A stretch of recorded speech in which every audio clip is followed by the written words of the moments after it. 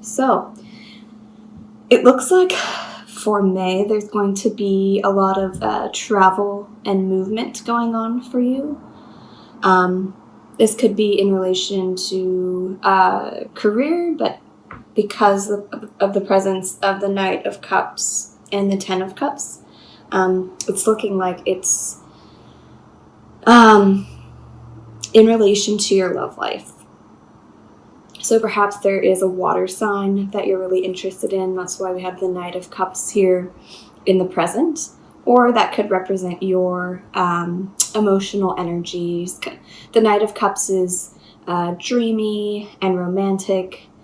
And the foundational energy is the Ten of Cups, which is telling me that if you are having any challenges or any obstacles this month that you're really trying to work through, it's going to have a gentleness around it, a sense of ease around it.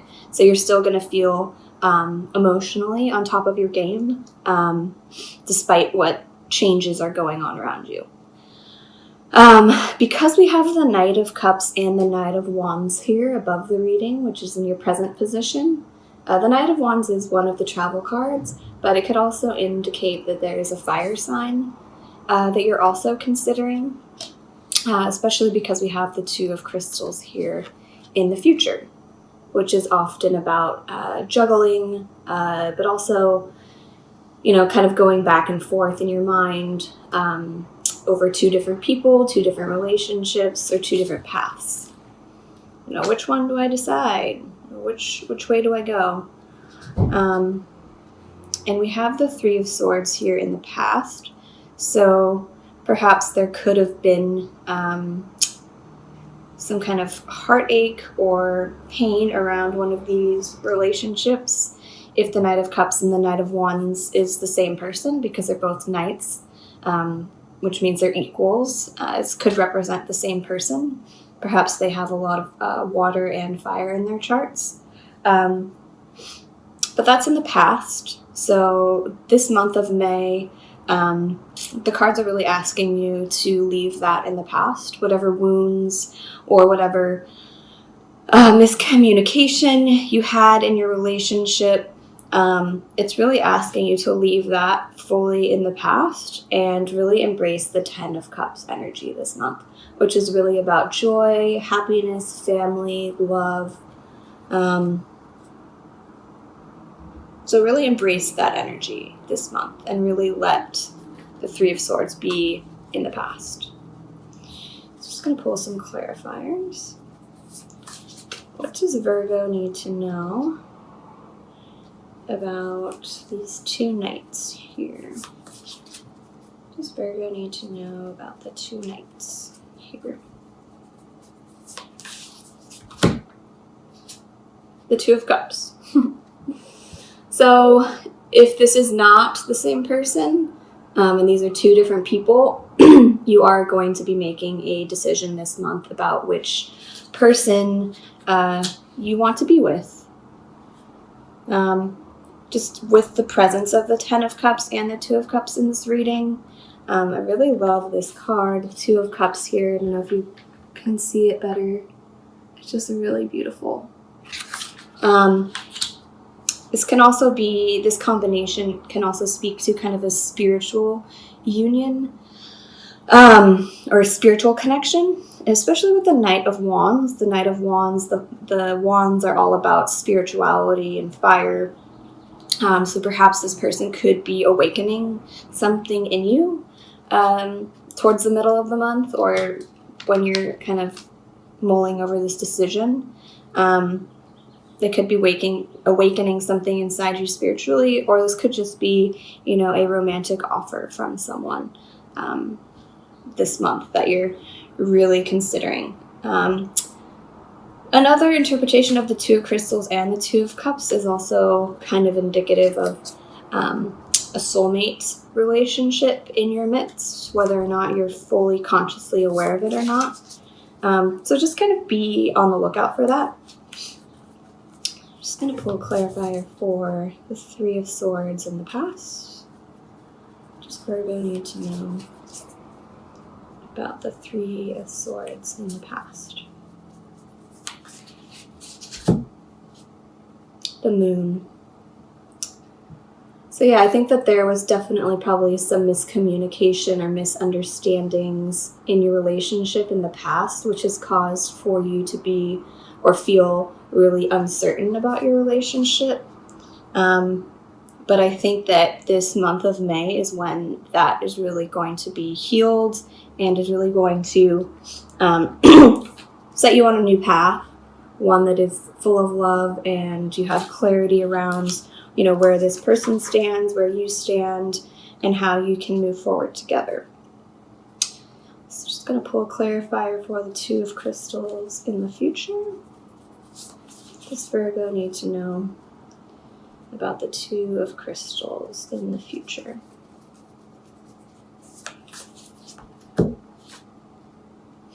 The Ten of Swords. So with the presence of the two tens here, I think that is indicative of a big change happening in your relationship this month. There is going to be a full, your relationship is going to come full circle.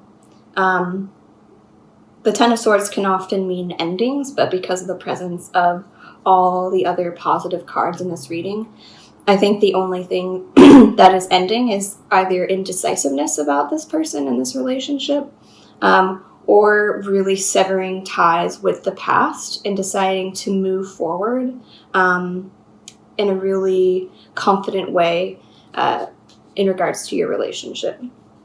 If there are two suitors that you are considering, I think you're going to come to a final decision this month about these two people or this one person. But you're going to feel really good about your decision because the Ten of Cups is your foundational or overall energy for the month in combination with the Knight of Cups.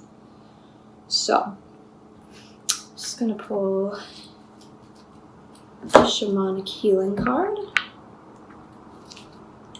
for the sign of Virgo for May 2018.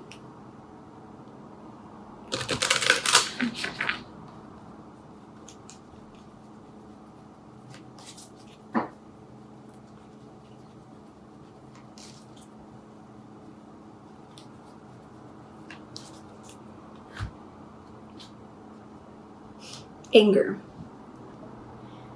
So I think whatever anger or resentment you're holding on to with the Moon and the Three of Swords here, it's going to be really important for you to let that go in order for you to really make a good decision about your relationship.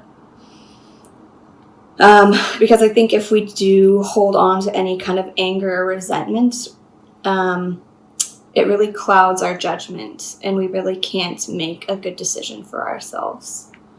So I'm just going to read what this card means.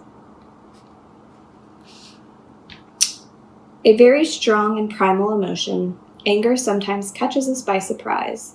At other times, it seethes just under the surface, simmering a while before it finally boils over, scalding anyone who is close. Anger is based in fear of loss of control, fear of not being loved, fear of being judged, fear of being not enough. When anger enters our life, be it yours or someone else's, go beneath the surface and try to address the real fear that has triggered it. Anger doesn't just go away without addressing the underlying fear. So I think, given that we have the Moon and the Three of Swords here in the past, if there is a healing needed in your relationship, and you are holding a little bit of resentment or anger towards this person, I think this month you're really going to need to sever that anger, put it behind you, know that it has served its purpose, because what you really want is the Two of Cups here, which is a blessed union. So let it go.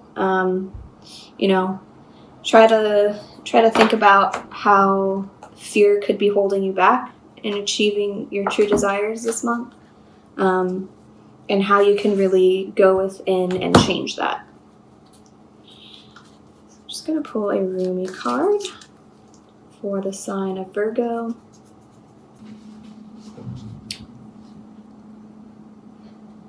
Love guides us through travails that seem improbable, if not impossible. But it does not shy away from any challenge, from any cause. It cannot. It is just not love's way. Love says to us there is always another way, and you are receiving this guidance now. Perhaps you are scratching your head quizzically or in deep despair because you appear to have met a dead end, a frowning no, or a dismissive laugh upon your quest to bring love alive. So then, do you choose to believe in love or in the death of sorts that your heart faces?